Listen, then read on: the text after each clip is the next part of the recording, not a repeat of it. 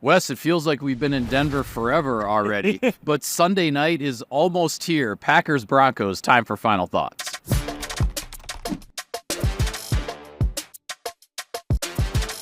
Preseason game number 2, what's at stake? Well, Michael, from everything we understand, by all accounts, the starters will not be playing in this game for the Packers, at least a majority of them. That means it's going to belong to the second and third team units. And something that really impressed me coming out of Cleveland was how well those facets of the game really executed. If you can keep that going in this matchup, continue to build that momentum, put some good film out there for the Packers to make some tough calls. Yeah, absolutely. You want those roster decisions to be difficult. And also what's at stake here is the Packers' second and third teamers maintaining the control of the game, the control of the line of scrimmage that they had against Cleveland. I thought both the offensive line and the defensive line, those reserve units, really controlled that game in Cleveland. That's why the game was a success for Green Bay. You want to do that again and keep that momentum going through the preseason.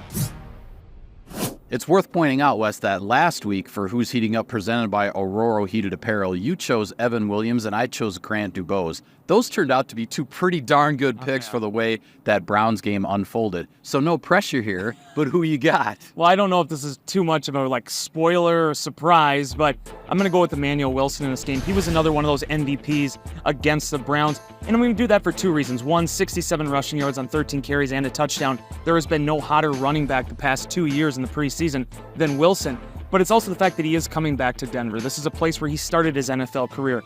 After a 3-day rookie minicamp, he was let go. He ends up in Green Bay, and he's been a real find for the Packers. Yeah, well, you went offense, so I'm going to go defense. And I'll say last year's first-round pick, Lucas Van Ness. I thought in the Cleveland game, he was a disruptive force up front. He was in the backfield multiple times, whether it be a sack, a TFL, setting up his teammates to make plays. Matt LaFleur talked about how valuable reps are for a guy like Lucas Van Ness, and I think he's going to stack another good game this week.